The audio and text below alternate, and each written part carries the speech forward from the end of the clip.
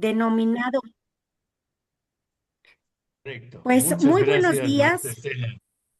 Gracias, doctor. Muy buenos días. Bienvenidas y bienvenidos a este foro Crisis Venezolana e Implicaciones Regionales y Globales, coordinada por el Comité de Estudios Regionales de la AMEI, el cual contará con 3 mesas redondas donde se abordarán las implicaciones en el derecho internacional, la soberanía regional latinoamericana y el impacto geopolítico y de seguridad nacional para la región y a nivel internacional, cerrando con 2 conferencias magistrales en las que se tocarán esas implicaciones, tanto regionales como globales, que ha tenido esta intervención de Estados Unidos en Venezuela.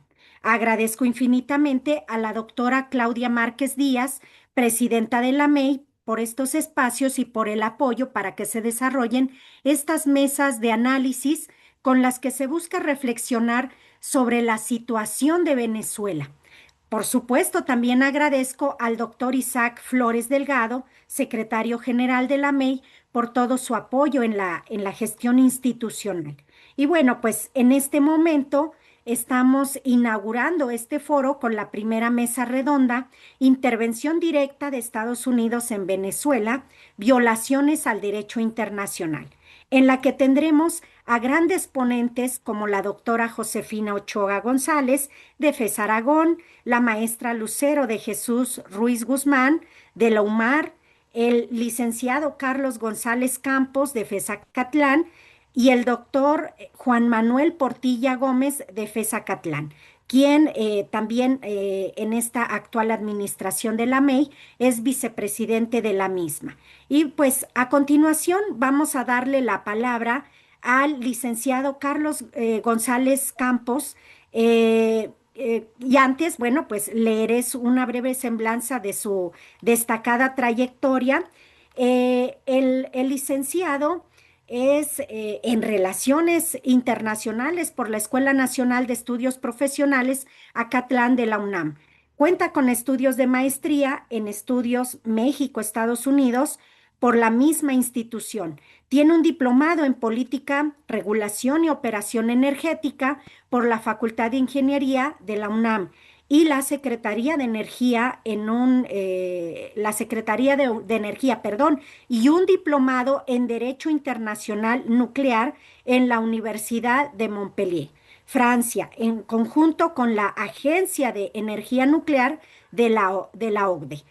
Ha colaborado en diversas dependencias del sector público, como la Secretaría de Relaciones Exteriores, como jefe del Departamento de Relaciones Económicas Bilaterales, el Instituto Nacional de Investigaciones Nucleares, durante 15 años, como coordinador de asuntos internacionales en el gobierno del Distrito Federal, como director de cooperación internacional, entre muchas otras. Actualmente se desempeña como subdirector de Asuntos Internacionales en la Comisión Nacional de Seguridad Nuclear y Salvaguardias por más de 20 años. También ha representado al Gobierno de México en diversas misiones en el extranjero, en países como Austria, Argentina, Belice, Brasil, Estados Unidos, entre muchos otros. Ha participado en diversos seminarios y cursos sobre las resoluciones del Consejo de Seguridad de las Naciones Unidas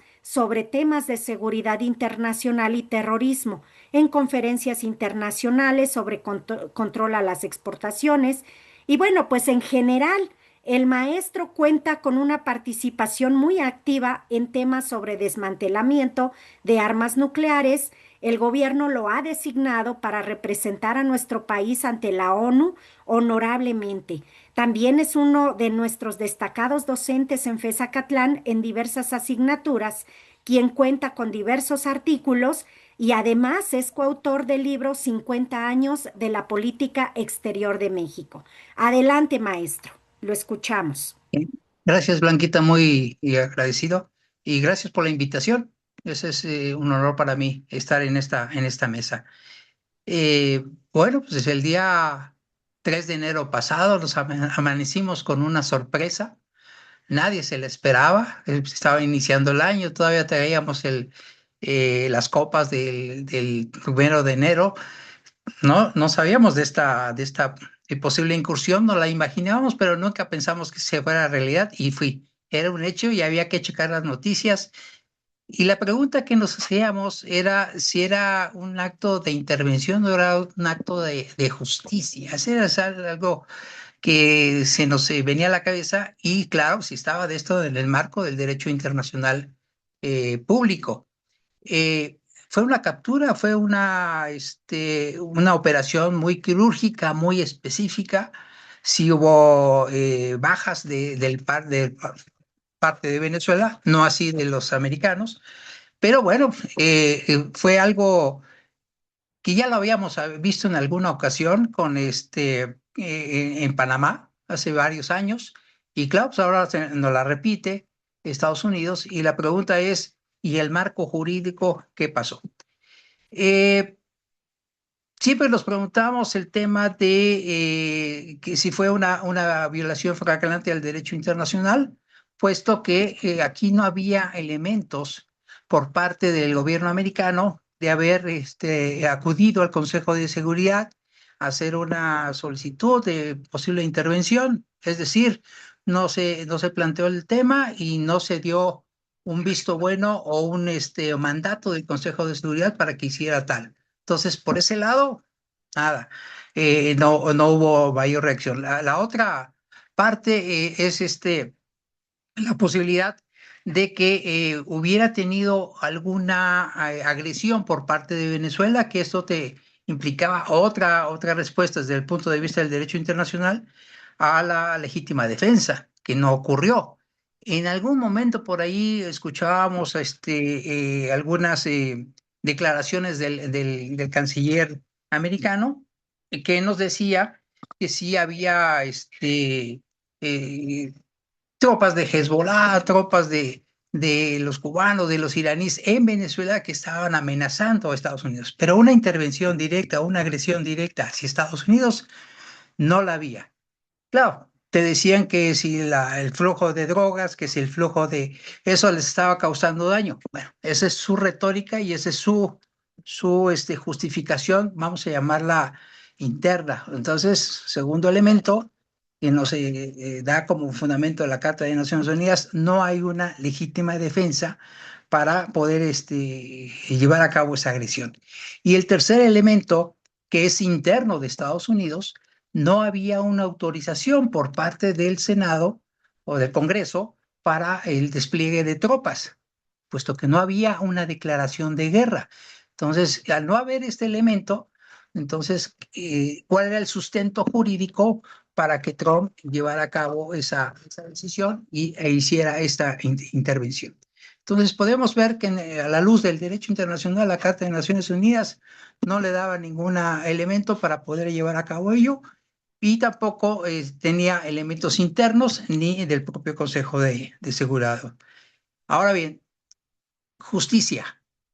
Sabíamos todo el mundo lo que pasaba en Venezuela, la situación de los derechos humanos, la situación caótica que tenía el pueblo venezolano, y urgía que alguien tomara una acción, pero nunca pensábamos que la acción pudiera venir por allá.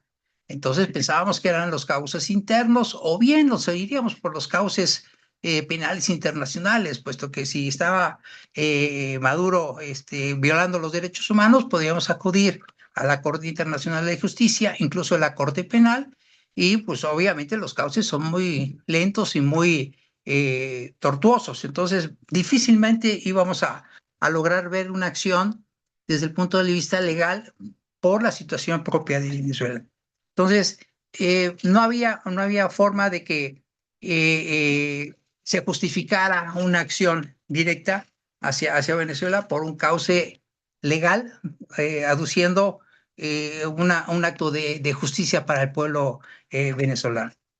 ¿Qué pasó más allá de la retórica de Estados Unidos? Bueno, simplemente estamos observando que una potencia, en este caso Estados Unidos, trata de controlar geopolíticamente un estado y trata pues obviamente, de tomar lo que ellos llamaron suyo, el petróleo. Bueno, era una acción hacia un país llamado del sur global, que son los países ubicados en el sur del hemisferio, y que de alguna forma se les consideró en su momento emergentes. No es el caso de Venezuela, pero bueno, sí se hizo la acción directamente hacia un país denominado sur global. Eh, Podríamos pensar una reacción posterior dentro del seno internacional. Podemos haber pensado que la Asamblea General podría constituirse para analizar el tema. Asamblea General donde los Estados Unidos no tienen un control, pero se vuelve un escenario simplemente de marcado de posiciones de parte de los países sobre el hecho, y le pudiera haber solicitado al Tribunal Internacional de Justicia se manifestara sobre esta situación. El problema es que el propio tribunal pues, y hubiera declinado hacer ese estudio o eh, análisis del tema, y posiblemente lo iba a calificar como un tema político, incluso hasta económico, en el cual pues no iba a tener posibilidades. Es decir, la Asamblea y el Tribunal en ese entorno estaban de alguna forma imposibilitados para actuar.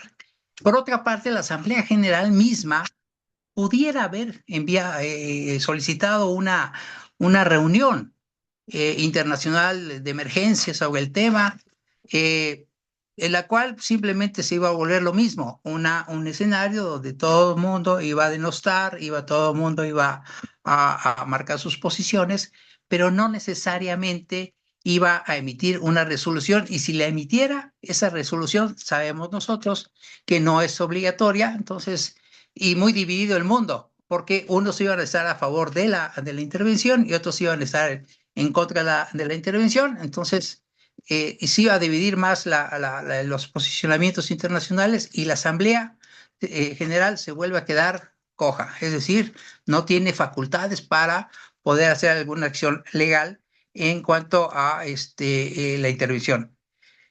La justificación que da Estados Unidos, bueno, pues eso lo dio Marco Rubio, en el sentido de que era una acción que estaban persiguiendo a un personaje implicado dentro del narcotráfico, líder de un grupo de narcotráfico, apoyado en el gobierno, y que había que tomarlo. Entonces, fue una acción, según Marco Rubio, entre el Departamento de Justicia y el Departamento de Defensa, y llevaron a cabo la acción. Esa fue una justificación interna. ¿Pero a quién se la dieron? Pues obviamente se la dieron a su propio Congreso, porque el propio Congreso le señaló que no estaba autorizado para ello. ¿Pero quién se lo hizo esa notificación al Congreso? Pues obviamente el partido opositor. Entonces no tuvo mayor fuerza esa posición del Congreso, y simplemente se diluyó. Ahora, el problema que yo veo es en la parte de los organismos internacionales. Vamos a separarlo en dos. Ya mencionamos parte del Consejo de Seguridad, que sí llevó a cabo una reunión, que sí llevó una reunión de emergencia en Washington, y ahí simplemente el representante de Estados Unidos señaló que era una situación de capturar a un fugitivo o una personaje que estaba demandado en los juzgados americanos. Fue la posición de Estados Unidos. Y todos los demás países denostaron la intervención, unos más, otros menos, pero lo curioso es que no señalaban bien a bien la intervención americana. Decían un país intervino a otro y violentó la soberanía, pero no señalaban exactamente Estados Unidos, no lo decían con todas sus letras. En cambio, el representante francés apoyó la posición de Estados Unidos y simplemente dijo que fue un acto de justicia, porque ellos no reconocían a Maduro, no lo reconocían por la forma en que llegó a las elecciones, cómo se situó en el poder, y simplemente lo manejaban con una situación pues muy inestable. Entonces, ¿qué terminó esa reunión de emergencia en la OEA? En nada, simplemente una resolución dividida, simplemente posicionamientos y una inacción total de parte de la OEA. O sea, volvemos a lo que hace muchos años, cuando estudiábamos, manejábamos la mayoría de uno, en la OEA. O sea, simplemente quedó en nada. Por otro lado, en el Consejo de Seguridad. Por otro lado, hubo un posicionamiento que manejaron México, Colombia, España y otros países que también fue denostar el evento, pero no pasó a mayores. Entonces, simplemente entendemos el posicionamiento mexicano basado en el derecho internacional y basado, pues, en lo que señala nuestra Constitución, artículo 89, no intervención. Fue el posicionamiento que hemos tenido de años, no es actual, no es derivado de la posición de partido, sino es un posicionamiento claro, marcado por muchos años. Antonio Guterres, el secretario general, lo mismo, simplemente emitió un comunicado en que estaba preocupado por la situación y que se haya violentado el derecho internacional, pero no pasó de ello, simplemente fue un comunicado muy sucinto.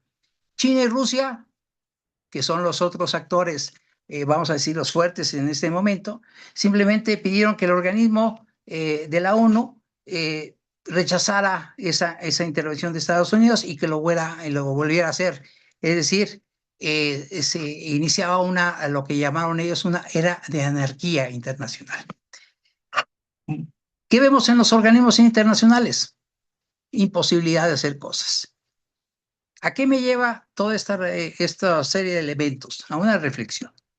Estamos partiendo una nueva posición o una nueva división en la cual el derecho internacional que se inició por ahí del 45, en el fin de la Guerra Mundial, se creó todo un proceso de creación y generación de tratados internacionales y que ya tiene 80 años.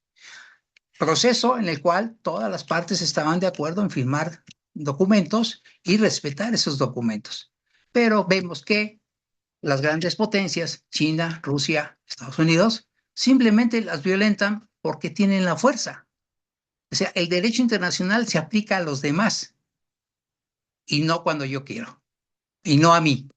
Ese es un problema. Y además la pata coja que siempre tenemos en el derecho internacional, que no es coercitivo, no tienen forma de castigar a aquel que lo violente, salvo cuando es a los que son pequeños. Ahí sí se les aplica sanciones, ahí sí se les aplica bloqueos y todo está por medio del Consejo de Seguridad. Es decir, esos 5 del Consejo de Seguridad aplican a los demás el derecho internacional, pero no a ellos. ¿Qué es lo que estamos viendo? Que el derecho internacional hoy día existe, pero no es aplicado cuando es una potencia internacional. Y de aquí en adelante lo vamos a seguir viendo. ¿Qué reacciones hubo después de lo de Rusia? No hay sanciones, no hay bloqueos, no hay nada en contra de Rusia por, obviamente, la posición de los rusos. ¿Qué hay en la situación de Israel, amigo de Estados Unidos? Lo mismo, bloquean toda posible intervención a través del derecho de la Carta para sancionar a Israel. Pero no sea un país pequeño que lo violente, entonces ahí sí. Entonces vemos que a partir de ahora ya se está aplicando el derecho cuando a mí me conviene, siendo potencia, y cuando no, son aplicados hacia las nuevas eh, países. ¿Qué me lleva a pensar en esto? En la fragilidad del derecho internacional. Es muy endeble. Eh, es la cámara sobre la cual se ciñen muchos países para poder llevar a cabo sus relaciones internacionales, pero siempre sujeto a lo que diga, pues obviamente los poderosos, si lo aplican o no lo aplican. Esa sería mi conclusión sobre esta intervención.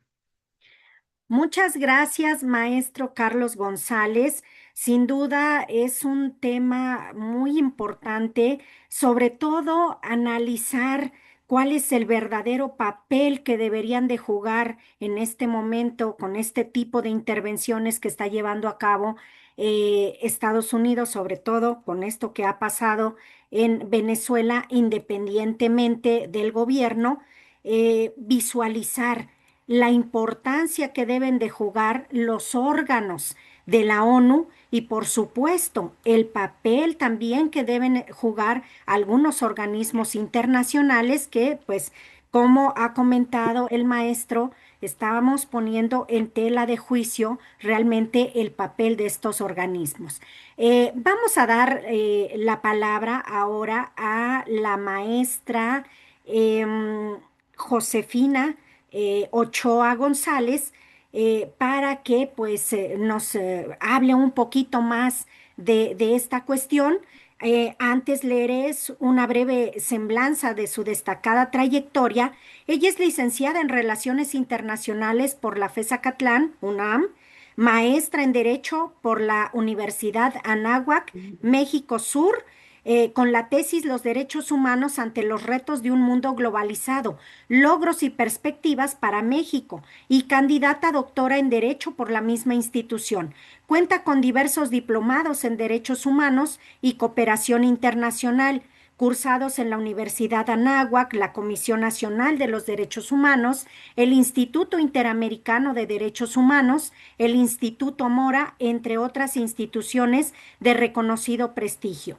Ha desarrollado una amplia labor docente durante 35 años, especializada en derechos humanos, derecho internacional y derecho ambiental internacional en instituciones de educación superior y formación estratégica, destacando su participación en la Universidad Anáhuac, en la Escuela Superior de Guerra de la Secretaría de la Defensa Nacional, donde ha impartido asignaturas del área de derechos humanos y derecho internacional humanitario a la Fuerza Aérea Mexicana y a las Fuerzas Armadas, entre muchas otras.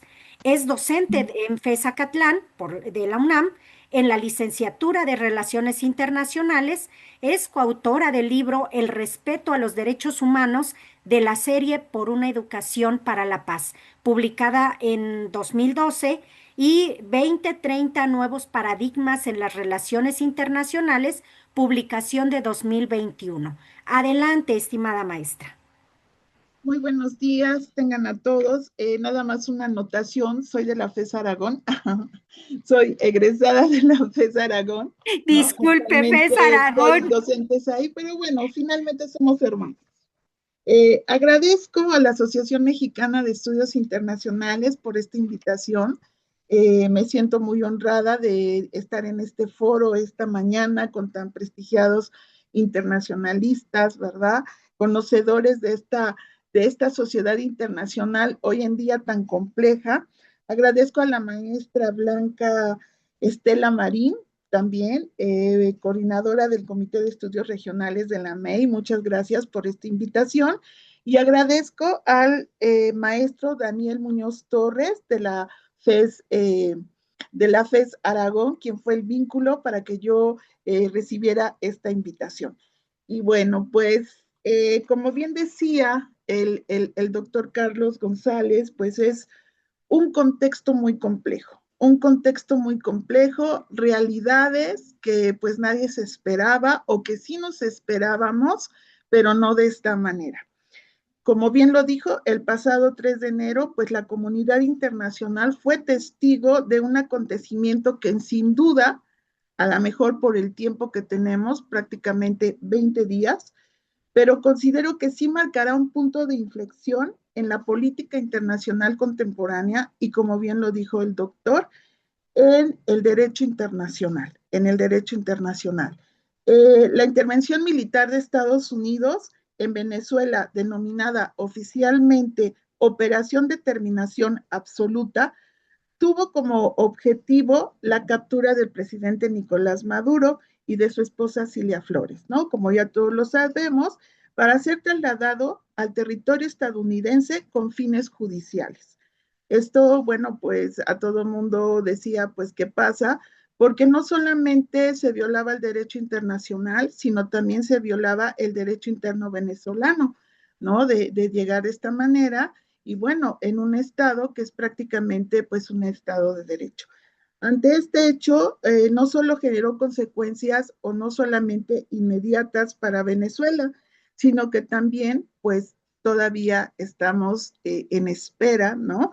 De las repercusiones jurídicas que estoy segura que tendrá, ¿no? Tanto diplomáticamente como geopolíticamente, y que afectarán a América Latina y al Caribe, América del Norte y a la sociedad internacional en global. Por lo mismo que señalaba el doctor Carlos, ¿verdad? De esta pues falta de coerción del derecho internacional. Por ello resulta fundamental analizar la intervención no como un episodio aislado, porque así pareciera un episodio aislado, sino como parte de una estrategia más amplia de diplomacia coercitiva. Yo enmarco este suceso dentro de la diplomacia coercitiva, así como de examinar sus implicaciones jurídicas a la luz del derecho internacional y del derecho venezolano. La intervención o la captura, la intervención militar, pues no es otra cosa que una expresión de esta diplomacia coercitiva, ya que la captura del presidente venezolano no puede entenderse como un mero acto de cooperación judicial internacional, sino como una acción geopolítica de alto impacto, ¿no? O sea, amanecer con que Maduro había sido pues prácticamente capturado por los Estados Unidos, ¿no? Pues obviamente que trajo en la sociedad internacional pues un impacto, ¿verdad? Que pues todo mundo pues pensábamos que reflejaba el ejercicio del poder hegemónico de los Estados Unidos en la región. Esta operación se desarrolló en un contexto caracterizado por la creciente presencia diplomática, económica y estratégica de Rusia, China e Irán en Venezuela, cuyos actores, ¿no? Sus intereses geopolíticos, pues obviamente resultaban contrarios a los de la administración estadounidense. En este escenario, Estados Unidos recurrió a lo que la doctrina denomina diplomacia coercitiva, entendida como una estrategia que combina sanciones económicas, que ya se venían presentando, presiones políticas, aislamiento internacional y, en última instancia, el uso de la fuerza militar, con el objetivo de forzar cambios en la política interna o externa de otro Estado. Ese era el objetivo, como lo estamos viendo, ¿no?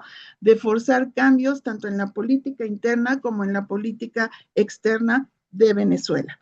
La intervención en Venezuela debe entenderse, por lo tanto, como la culminación de una escala de medidas coercitivas destinadas a debilitar al gobierno venezolano y a limitar la influencia de actores extrahemisféricos en la región. La diplomacia coercitiva estadounidense buscaba aislar al gobierno venezolano y debilitar sus capacidades económicas y políticas, tanto a nivel interno como internacional, con la finalidad de provocar transformaciones en su sistema político y jurídico, sobre todo porque pues en su constitución y sobre todo en la parte del artículo 10 al artículo 15, pues habla de sus recursos naturales, ¿no? Y como lo estamos viendo, pues el petróleo era fundamental o es fundamental para los Estados Unidos. La presencia de potencias extrahemisféricas en Venezuela no solo fortaleció al gobierno de Maduro en su momento, sino que intensificó la rivalidad geopolítica, convirtiéndose en un factor clave que motivó la respuesta intervencionista de Estados Unidos. Desde la perspectiva oficial de Estados Unidos, la operación de terminación absoluta fue justificada por la secretaria de Justicia Pam Bondi, quien sostuvo que el presidente Maduro, como ya bien lo señalaba el doctor Carlos González, había sido imputado por conspiración para el narcoterrorismo y otros delitos graves, bajo jurisdicción estadounidense. Según esta narrativa, la intervención se presentó como una acción legítima de cumplimiento de la ley frente a una amenaza a la seguridad nacional de los Estados Unidos. También aquí es muy importante resaltar que los Estados Unidos la justifican dentro de una amenaza a su seguridad nacional. Sin embargo, esta interpretación fue ampliamente cuestionada por la sociedad internacional, en particular, pues como ya también se señalaba, por el secretario general de las Naciones Unidas, Antonio Guterres, quien afirmó que dicha intervención constituyó una violación evidente a la Carta de las Naciones Unidas. Este tema, pues que ya también se ha hablado, ¿verdad? Y que pues se ha manejado esta violación a la Carta de las Naciones Unidas y de otras normas fundamentales del derecho internacional, subrayando que sentó un precedente extremadamente peligroso y vulnerable, no solamente para la soberanía de Venezuela, sino para la integridad territorial de cualquier Estado miembro, ¿no? Entonces aquí, pues esto representa no solamente que esta acción se pueda justificar hoy en día, ya que Estados Unidos pues lo maneja como una cuestión de seguridad nacional. Eh, esta violación, pues como ya también se ha dicho, ¿verdad? Repetidas veces, pues sobre todo viola el artículo segundo, párrafo cuarto de la Carta de las Naciones Unidas, que prohíbe de manera categórica el uso de la fuerza contra la soberanía, la integridad territorial o la independencia política de cualquier Estado, ¿no? En este caso, pues como ya también fue señalado, no existió autorización del Consejo de Seguridad, ni puede alegarse legítima defensa, como bien ya dijo el doctor González, conforme al artículo 51 de la Carta, ya que Estados Unidos no fue víctima de un ataque armado por parte de Venezuela, por lo tanto, el uso de la fuerza carece de fundamento jurídico internacional, como ya se había señalado. Asimismo, pues se vulneró el artículo 2.2, párrafo 7 de la Carta, que consagra el principio de no intervención en los asuntos internos de los estados. Esto también, bueno, pues los asuntos políticos internos comprenden la organización del poder, el régimen político y la estructura constitucional, por lo que una intervención orientada a forzar un cambio de régimen constituye una clara intromisión en prerrogativas soberanas exclusivas del Estado venezolano. Entonces, pues aquí también se ve evidentemente pues que se violenta este artículo. Y estas prerrogativas derivan de la soberanía, que es la autoridad máxima que no reconoce poder superior a ella dentro de su territorio. Entonces, pues obviamente, pues hubo una violación a la soberanía del Estado venezolano.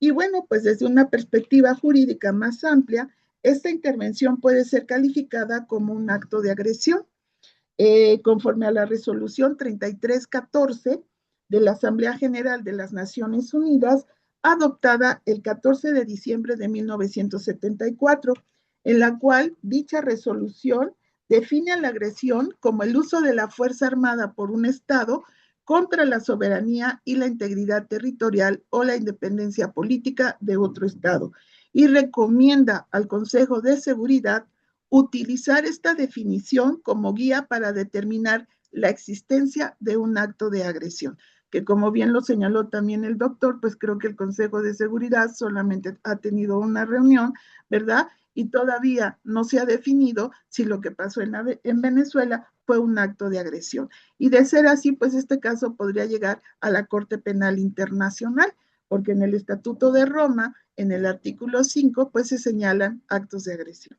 Entonces, pues aquí sería muy interesante también ver cuál es la postura, ¿verdad?, de la Corte Penal Internacional en un momento dado. Bueno, pues aquí el uso de la Fuerza Armada y los bombardeos en Caracas sin base legal en el derecho internacional refuerza la caracterización de esta intervención como un acto de agresión internacional, como con profundas implicaciones para la paz y la seguridad internacionales.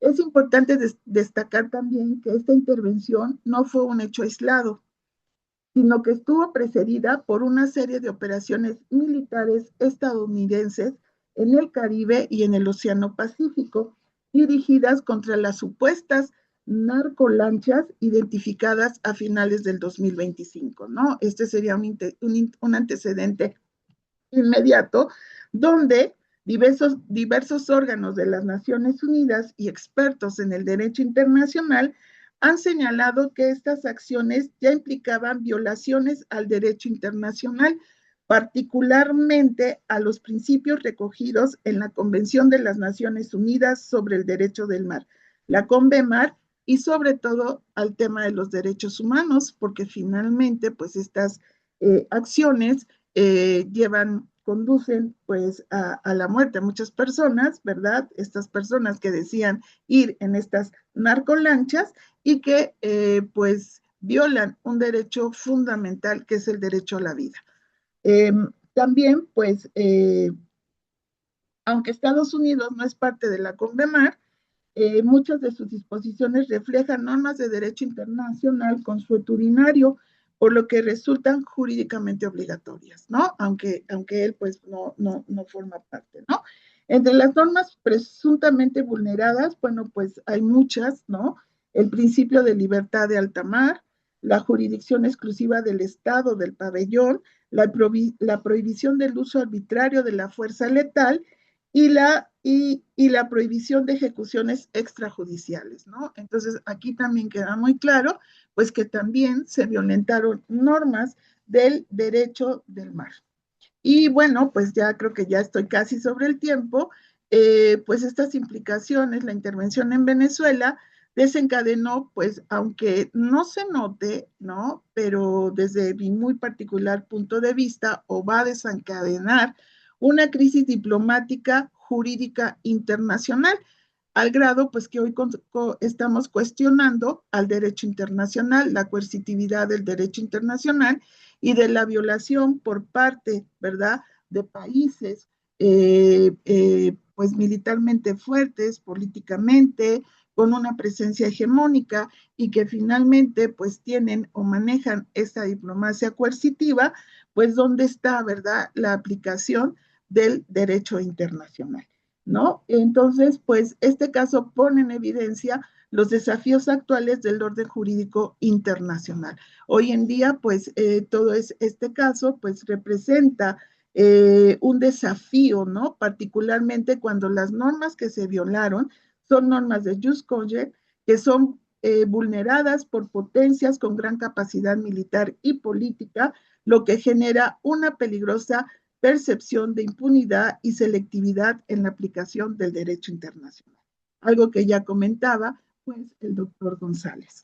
Y apenas de las graves vulneraciones del derecho internacional, pues además de las graves vulneraciones, la operación de determinación absoluta implicó violaciones sustantivas al derecho interno de la República Bolivariana de Venezuela, en particular a su orden constitucional y a los principios básicos del Estado de Derecho, ¿no? Entonces, no solamente se viola la normativa internacional, sino que también se violenta la normativa interna, ¿no? Pues esto constituye una afectación directa a la soberanía popular y al principio de autodeterminación, que es otro principio, ¿verdad?, fundamental del derecho internacional. Asimismo, pues cualquier acción externa orientada a capturar al jefe de Estado o alterar la estructura del poder público supone una ruptura del orden constitucional al desconocer los mecanismos internos previstos para la responsabilidad política, penal o administrativa de los altos funcionarios del Estado, ¿no? Pues esos pues totalmente quedaron anulados y pues se da esta ruptura del orden constitucional dentro de Venezuela, ¿no? La captura forzada, en segundo término, ¿verdad? La captura forzada del presidente de la República en territorio nacional sin la intervención de autoridades judiciales venezolanas competentes vulnera de manera frontal el principio de legalidad, el debido proceso y la jurisdicción exclusiva de los órganos del Estado venezolano, ¿no? Entonces, pues vemos que no solamente trae repercusiones a nivel internacional, sino que también trajo repercusiones en el derecho interno, ¿no? El orden jurídico interno establece procedimientos específicos para enjuiciamiento de altos funcionarios que incluyen garantías procesales, competencias constitucionalmente delimitadas y controles institucionales. Pues bueno, aquí también se violenta el principio de supremacía constitucional, la imposición extraterritorial del derecho penal de otro Estado, también la afectación directa a los derechos humanos de la población civil, porque finalmente hay un bombardeo y hay una operación militar en Venezuela. Y bueno, pues ya a manera de conclusión, desde una perspectiva humanística del derecho, la intervención militar de Estados Unidos en Venezuela no puede analizarse únicamente como una controversia jurídica entre estados, sino como un fracaso del sistema internacional para colocar a la persona humana en el centro de la acción política y jurídica. Gracias. Muchas gracias, maestra Josefina Ochoa. Sin duda, todos estos elementos que nos ha mencionado, pues nos amplían la perspectiva para analizar esta problemática. No me extiendo por el tiempo que tenemos y bueno, pues queremos escuchar a pues los invitados expertos el día de hoy. Entonces, sin más, a continuación voy a dar la palabra a la maestra Lucero Ruiz, no sin antes leer su semblanza curricular. Ella es licenciada en Derecho por la Universidad del Istmo, maestra en Relaciones Internacionales, Medio Ambiente, perdón, por la Universidad del Mar, doctorante en Derecho y Argumentación Jurídica por la Universidad Autónoma de Tlaxcala, profesora investigadora del Instituto de Estudios Internacionales Isidro Fabela de la Universidad del Mar. Cuenta con un reconocimiento perfil deseable PRODEP. Entre sus líneas de investigación se encuentran la migración por causas ambientales, migración y seguridad humana, justicia penal internacional, selectividad de la Corte Penal Internacional. Es autora de diversos artículos de investigación en los temas antes descritos. Adelante, maestra Lucero. Hola, buenos días a todas, a todos los que se encuentran hoy compartiendo este foro con nosotros. Primero que nada, quiero agradecer evidentemente a la MEI por siempre estar presente y al momento, ¿no? Para discutir ese tipo de temas que, pues, evidentemente son relevantes tanto para la formación académica de nuestros estudiantes como para nosotros como investigadores en cuanto a lo que podemos compartir a partir de ideas propias, a partir de discusiones, debate tal vez, o por qué no, ideas encontradas. Y particularmente en este mismo contexto agradezco al Comité de Estudios Regionales de la MEI propiamente, y todavía más particularmente a la doctora Blanca Estela Marín por la invitación que me hizo a participar el día de hoy. Y por qué no, siguiendo la dinámica de la maestra Josefina, también agradezco al doctor Rubén Chávez Cruz, quien directamente fue quien a través de él, pues pudimos hacer el vínculo entre la doctora Blanca y su servidora. Y pues bueno, ¿qué les puedo decir que no hayan dicho ya los colegas que antecedieron? Prácticamente retomaron todo lo que, bueno, todos los puntos relevantes, obviamente, ¿no? A partir de lo cual podemos analizar desde la perspectiva jurídica. Esto hay que aclararlo porque, como lo decía la doctora Josefina, no podemos entender esto que hemos llamado la crisis venezolana desde la simple perspectiva jurídica. Es evidente que al lado de ello también está el elemento político, el elemento económico, el elemento social incluso. Entonces, analizarlo desde la perspectiva jurídica per se, pues puede ser un tanto limitante. Sin embargo, pues bueno, es lo que corresponde en este momento y es lo que vamos a hacer. Y quiero comenzar diciendo, retomando las palabras del doctor Carlos, que decía, estábamos con copa en mano, como buena oaxaqueña diré, pues aquí en Oaxaca estábamos con mezcal en mano todavía cuando sucede esta controversia, que para mí no fue sorpresiva porque ya había antecedente discursivo al menos de lo que se pretendía hacer. Habían declaraciones directas del presidente de Estados Unidos y pues bueno, simplemente esa mañana se ejecutó y pues ahora estamos discutiendo justamente lo que estamos discutiendo. Ya mencionaron ustedes varios conceptos que para mí son importantes. Voy a cambiar un poquito el discurso que tenía preparado, como les comentaba, porque pues ya prácticamente dijeron, entonces voy a ir retomando más bien algunos aspectos que ustedes ya mencionaron y tratar de darle un sentido propio. Decía la doctora Josefina que este acontecimiento es punto clave el futuro desencadenamiento, perdón, de una crisis. Yo más bien creo que es como lo dijo a lo último, esto es consecuencia de una crisis que está ahí, que está presente, una crisis institucional, si hablamos del derecho internacional público, una crisis de sistemas, si lo queremos ver desde perspectivas de autores como Ferrajoli, lo he mencionado ya en otros foros, crisis de legitimidad respecto de estas instituciones, una crisis en sí misma desde una perspectiva genérica del derecho internacional público en sí mismo. Entonces, eh, trataré de explicarlo, digamos, en el antes, en el momento y en el después. ¿Qué pasó? ¿Qué no pasó? Y qué probablemente va a pasar. Digo, esto último pues es mera expectativa porque no sabemos a ciencia cierta lo que va a suceder, pero sí tenemos una idea más o menos clara de lo que posiblemente pase con base en el propio derecho internacional público, pero también con base en el posicionamiento político de Estados Unidos y de otros actores internacionales presentes.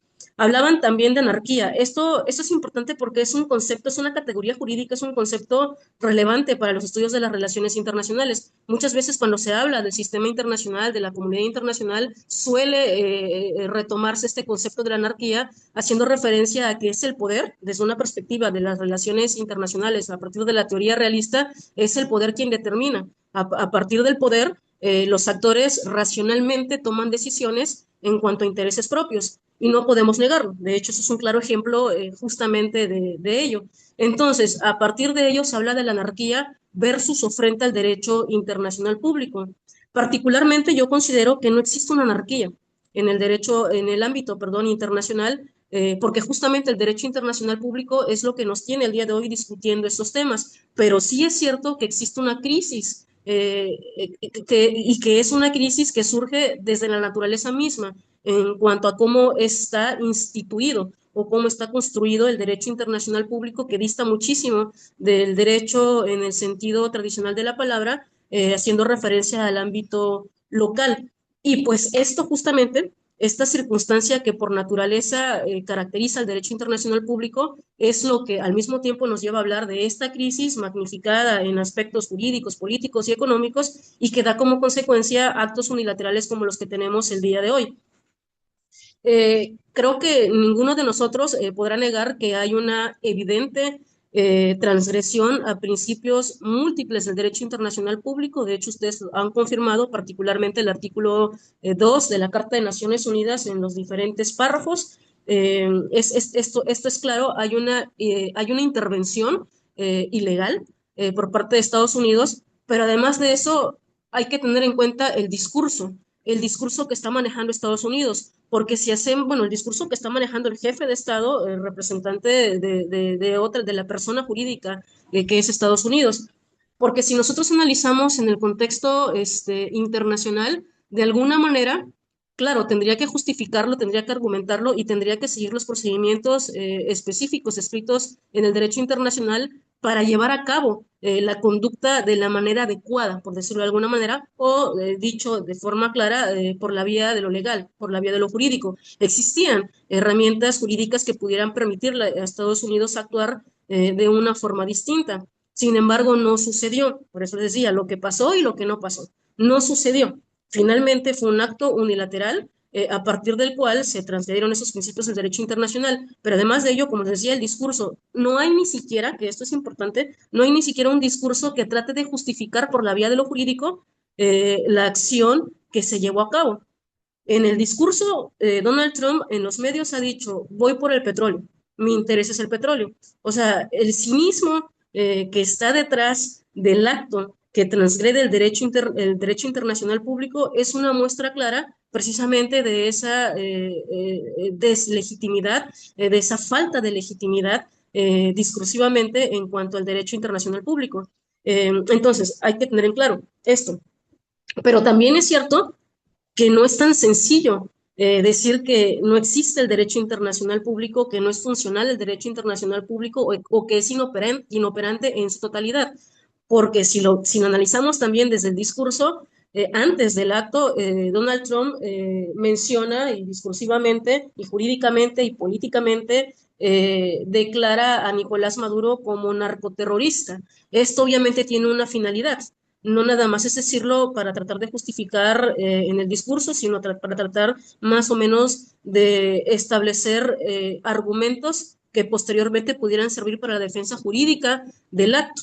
Y esto incide directamente, por ejemplo, con uno de los aspectos o de los conceptos que también está fuertemente discutido, como es si hay o no inmunidad en la figura de Nicolás Maduro de Nicolás Maduro, perdón, como jefe de Estado, a partir del no reconocimiento de las elecciones o del no reconocimiento directamente como jefe de Estado de Venezuela. Y obviamente el declararlo como narcoterrorista por ahí trata de establecer un discurso que obviamente va a reforzar en cuanto al argumento estadounidense para tratar de justificar esta circunstancia. En el chat leía por ahí que, de la posibilidad de hablar, por ejemplo, de las excepciones al principio de no intervención o en términos generales de las excepciones establecidas en el párrafo séptimo del artículo segundo de la Carta de Naciones Unidas. Y justamente, como les decía, había herramientas o instancias, instituciones jurídicas internacionales que pudieron justificar de alguna manera la acción de Donald Trump. Por ejemplo, sabemos que ya existen exámenes preliminares ante la Corte Penal Internacional sobre la situación de Venezuela, en el cual se está tratando el tema de posibles comisiones de crimen de lesa humanidad.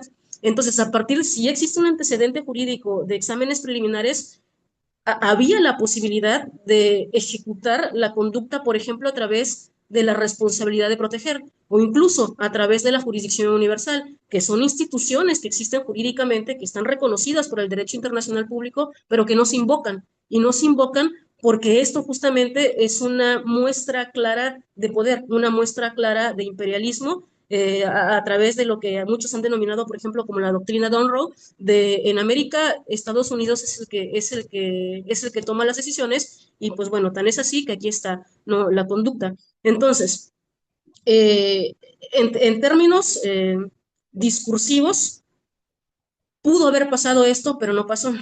Dice quien en este momento figura como mi director de tesis allá en la Autónoma de Tlaxcala, sobre el deber ser. El deber ser es aquello que no es. Y nosotros en el salón de clase le decíamos, no solamente el deber ser es lo que no es, sino lo que nunca será, ¿no? Y básicamente esto es lo que nos está, es la muestra de lo que tenemos el día de hoy como tal.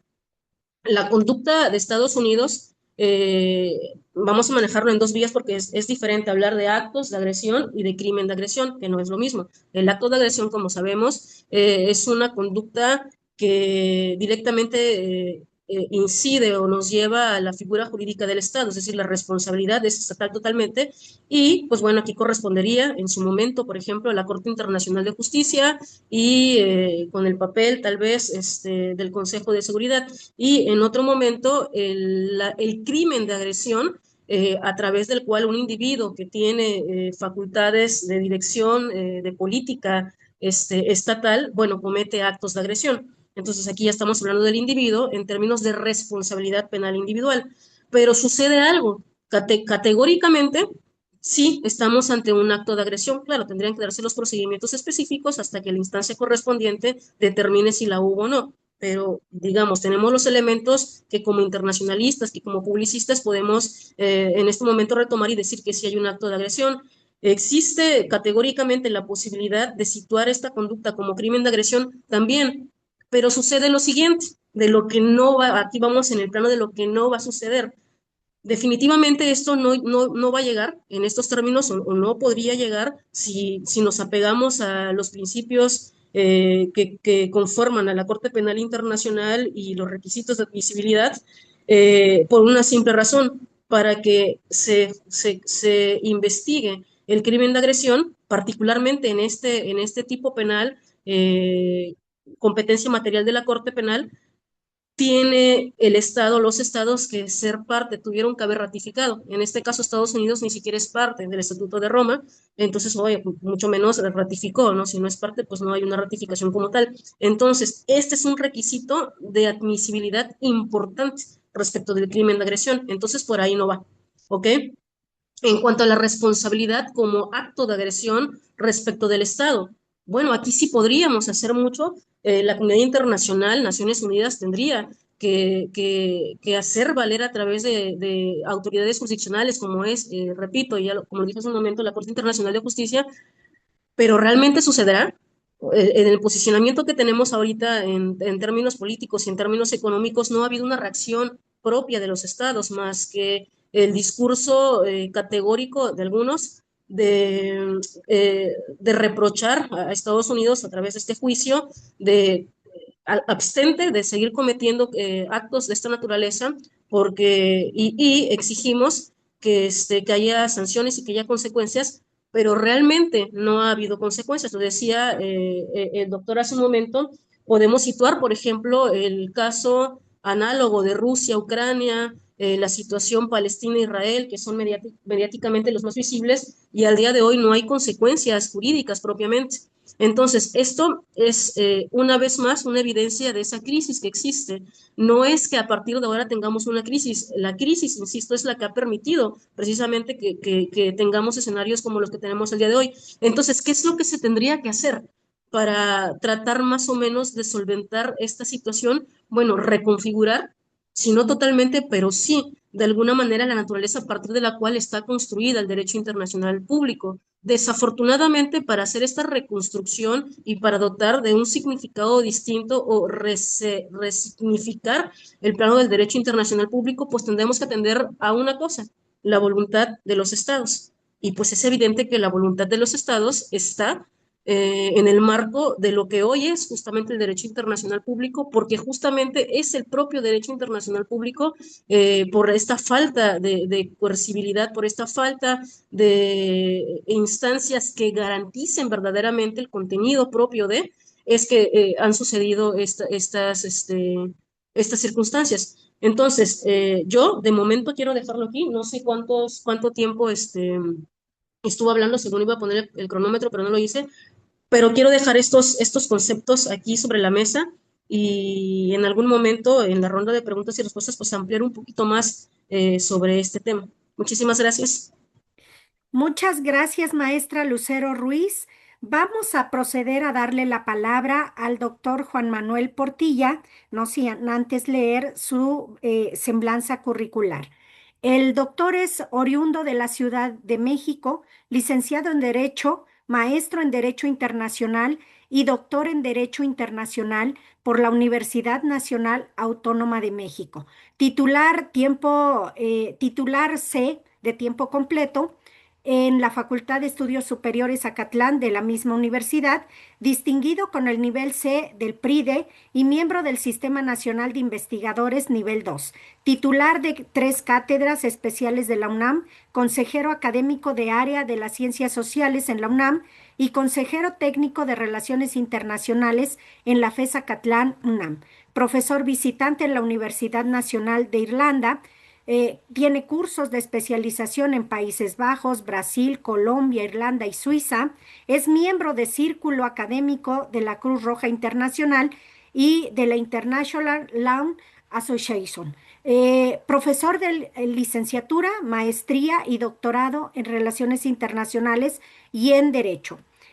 También es especialista en Derecho Internacional Humanitario, Derecho Diplomático, Derecho Consular y Medio Oriente. Es exdocente de maestría en estudios diplomáticos de la Cancillería y de la Comisión de Ingreso al Servicio Exterior Mexicano, miembro del Servicio Exterior Mexicano y asesor en la Secretaría de Relaciones Exteriores, tercer secretario en la Embajada de México en El Cairo, Egipto. Actualmente también es vicepresidente de AMEI en esta administración. Es editor y coautor de los libros Iniciativas Transnacionales de Educación, Diálogo y Ayuda Humanitaria y El Combate al Terrorismo, una visión multidisciplinaria, entre muchos otros. También es colaborador y coautor en el Anuario Mexicano de Derecho Internacional del Instituto de Investigaciones Jurídicas y del Anuario Mexicano de Relaciones Internacionales, ambos de la UNAM, y coautor en diversas obras colectivas del mismo instituto. colaborador en la serie Vértice Internacional del canal, perdón, del Congreso y en diversos medios electrónicos e impresos, dictaminador de concursos de oposición y planes de estudio del área de ciencias jurídicas y socioeconómicas. Adelante, doctor, tiene la palabra.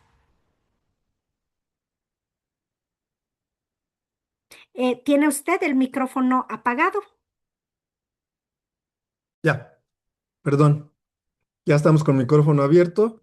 Pues repito que pues agradezco mucho a la MEI, a mis colegas que están aquí y especialmente a la maestra Blanco Estela Marín que ha tenido a bien organizar esta mesa.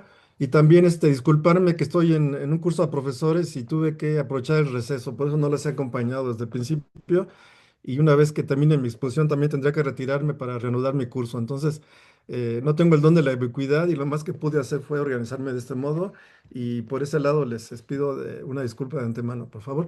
Bueno, en estos 15 minutos o 20 que tendré, si no me van indicando, por favor, maestra, quisiera yo abordar esta temática en dos planos, ¿no? Por un lado, esta incursión que ha habido en Venezuela y esta sustracción o secuestro que podía llamarse de Maduro por parte de Estados Unidos y de Trump, pues nos lleva a una serie de consideraciones, ¿no? Bajo el derecho internacional y bajo la geopolítica también sobre todo, ¿no? Tiene esta doble arista, ¿no? En primer lugar, hay que verlo en el escenario no solamente de esta captura y traslado de Maduro a Estados Unidos para ser juzgado, sino además en los antecedentes más inmediatos, ¿no? Que han sido estas incursiones militares que llevó a cabo Estados Unidos bajo Trump, ¿no? En los últimos meses en la zona del Caribe, en la zona del Pacífico, empezó por el Caribe atacando ahí, pues sus presuntos embarcaciones que muchas veces eran lanchones, ¿no? Presuntamente, eh, pues de narcotráfico, pero que nada está probado. Finalmente podían haber sido pescadores, podían haber sido cualquier otro tipo de personajes, ¿no? Y además dice él que perseguía el fentanilo. ¿El fentanilo de dónde viene? Viene de México, ¿no? Con precursores chinos. El fentanilo no viene de Venezuela, ¿no? Entonces, más bien si acaso en ese caso va a través de Colombia y otras partes la cocaína, y eso más que nada por el Pacífico, ¿no? Entonces, bueno, estuvo llevando a cabo este tipo de, vamos a decir, ejecuciones sumarias de estas personas, varios asesinatos, porque tampoco están bajo el respaldo legal de Estados Unidos y menos del derecho internacional, ¿no?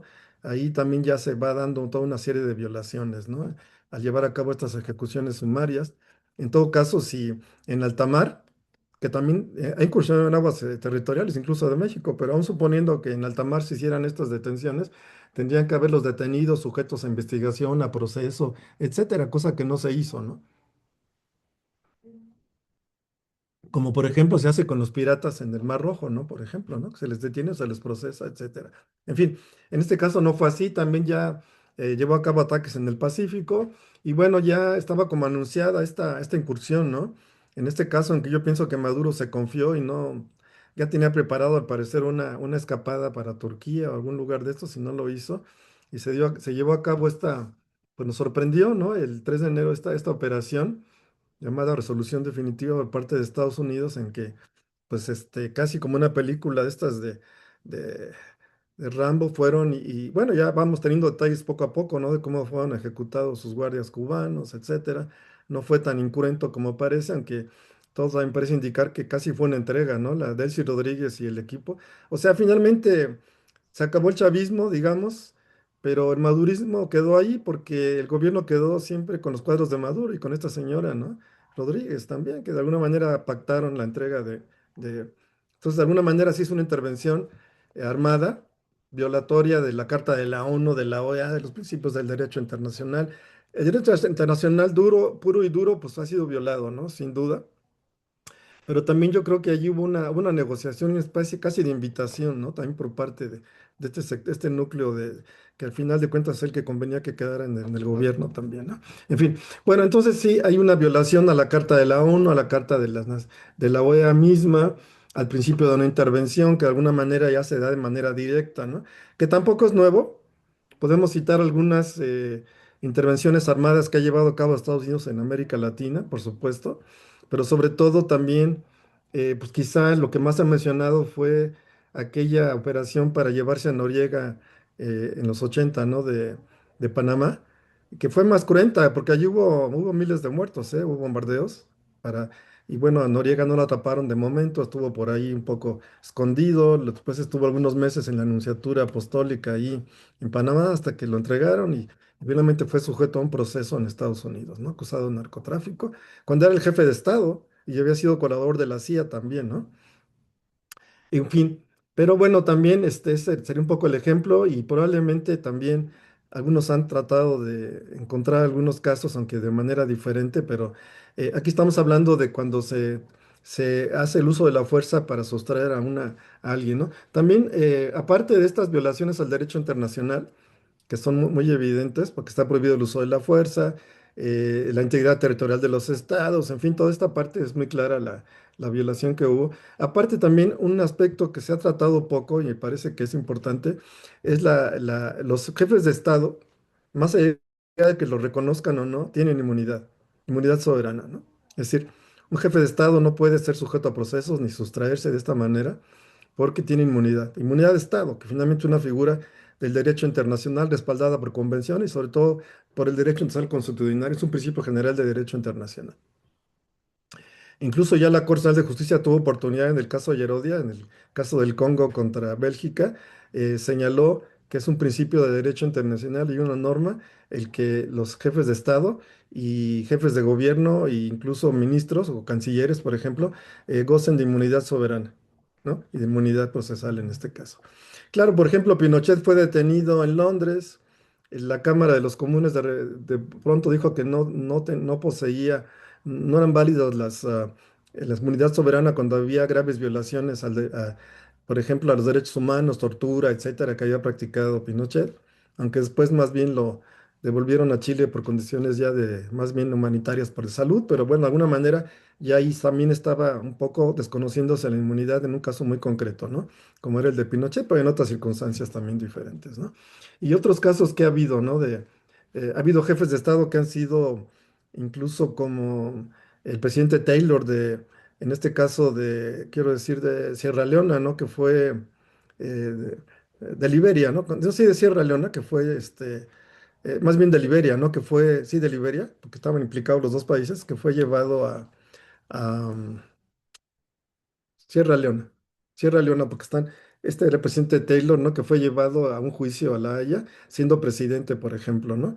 U otros casos de jefes de Estado que han sido juzgados también, pero ahí mediante una orden, por ejemplo, de la Corte Penal Internacional o algún tribunal internacional, ¿no?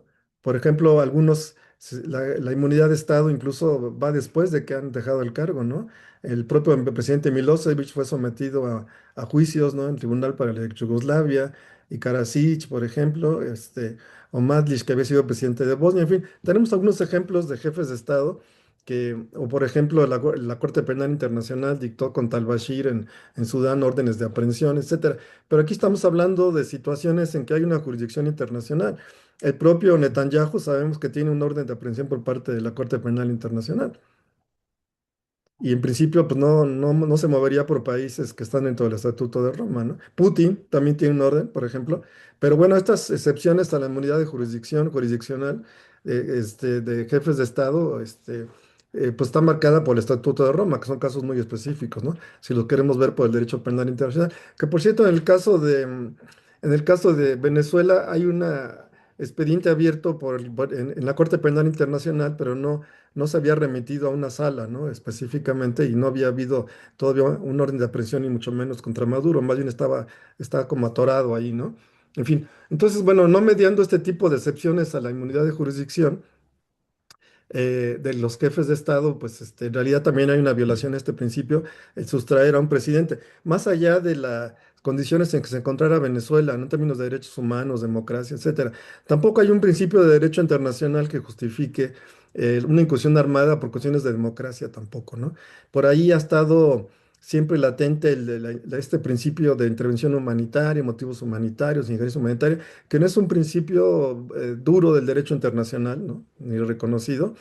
Si acaso esta otra responsabilidad de proteger, que es algo que evolucionó y que de alguna manera está ahí dentro de la ONU, pero tiene otras características, pero que nunca justifica el uso de la fuerza, ¿no? Más allá de jefes de Estado que hayan cometido atrocidades o que de alguna manera sean objeto de alguna persecución penal, etcétera, ¿no? En fin, pero bueno, entonces estas son consideraciones importantes, ¿no? También quisiera yo señalar algo que es una posición personal, aunque académica, ¿no? Que también, de alguna manera, el régimen de Venezuela se había colocado al margen del derecho internacional, ¿no? Maduro se robó una elección. Creo que el único país que endosó esa elección fue México, porque ni siquiera Brasil, ni Chile, ni el propio Colombia, ¿no? Fue a todas luces un fraude electoral terrible, ¿no? Que se llevó a cabo apenas hace un par de años en Venezuela y que bueno, de alguna manera también ya la manera en que conducía el país, ahora está sabiendo que había miles de presos políticos que comienzan a ser liberados. Bueno, había toda una situación de violación masiva y sistemática de derechos humanos, a la democracia, a la Carta Democrática misma de la OEA, en fin. Pero bueno, finalmente el sistema interamericano está partido en dos, ¿no? Aparte de que ya la OEA no funciona como debiera y que desde el régimen pasado en México, pues se ha más bien alejado de la OEA, se ha creado un eje, digamos, de alguna manera, pues que, bueno, Cuba misma no está en la OEA, pero se ha creado como un eje, ¿no? De Cuba, Venezuela, Nicaragua, incluso Honduras, México. eh, y en algún momento, pues está del otro lado otro eje que es, por ejemplo, ahora que quienes sí aplaudieron la intervención en Venezuela, pues sin duda fueron Argentina con Milei, Ecuador con Noboa, ¿no? Bolivia, que ha cambiado, ¿no? Bolivia tuvo un cambio ahí también y de alguna manera también quizá Perú. Y bueno, México que ha reprobado esta ilegalidad que por supuesto pues viola doctrina Estrada, principios de no intervención, etcétera. Es muy clara esa posición. Al mismo tiempo, México me parece que se ha deslegitimado un poco cuando ha apoyado o ha realizado intervención, no armada por supuesto, pero México ha intervenido en asuntos internos en Ecuador, lo ha hecho en Bolivia, en Perú, ¿no? Al intervenir en asuntos internos y marcadamente, también, en mi opinión, un poco abusar del derecho de asilo, ¿no? Entonces, bueno, eso creo que deslegitima un poco la posición de México, aunque sin duda es contundente la reprobación que debe haber en materia de no permitir una invasión, en este caso directa, ¿no? Entonces, bueno, habría que pulsar. En mi caso, me parece que se puede ser, no estar a favor de Maduro, por supuesto, que es mi caso, pues soy, me considero un demócrata, pero al mismo tiempo reprobar también una situación como esta, ¿no? Es decir, yo creo que también el que se desarrolle en un país una situación de violación de los derechos humanos, de falta de democracia, robo de elecciones, etcétera, empobrecer, ¿no? Venezuela, verdaderamente la gente pues comía de la basura, pues lo siguen haciendo, ¿no? Es decir, de haber sido el país más rico de América Latina con esas reservas petroleras, cayó en un estado totalmente de desastre, ¿no? Y de crisis humanitaria, lo cual es una verdadera irresponsabilidad y un crimen, me parece a mí, ¿no? De lesa humanidad. Entonces, por un lado, creo que podemos reprobar a Maduro.